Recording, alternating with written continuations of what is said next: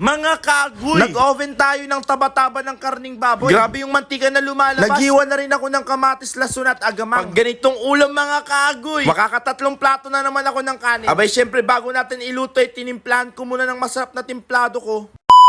Pumunta muna nga ako kay Lanteros para bumili ng taba-taba ng baboy. Dahil ngayong araw mga kagoy, nagkikrave kami ng taba-taba. Mga 2 kilo lang naman ang binili ko kay Lanteros ng taba-taba ng baboy. At pagka-uwi ko na nga agad ko na nga hinugasan itong nabili kong taba-taba. Bali hindi pa natin ito ipiprito mga kagoy, kundi i-oven natin ito. Itatry natin magluto sa oven mga tol. Matagal na kasing hindi nagagamit yung oven namin, baka masira na. Abay syempre naghiwa muna ako ng mga sibuyas, bawang, luya. Gamitin natin sa pagpapakulo sa ating baboy. Bali kinumpleto ko na nga dyan, mayroon na nga akong dahon ng laurel, paminta, asin. Abay syempre nilabas ko na dito yung kawali namin para mapakulo na natin agad yung baboy natin. Naglagay na rin pala ako ng tubig na wasa sa ating kawali. Mga 2 pitsi lang naman ang nilagay natin dito mga kagoy. At saka nilagay natin dito yung taba-taba natin. Pakukuloy lang natin ito ng mga 20 to 25 minutes hanggang lumambot yung ating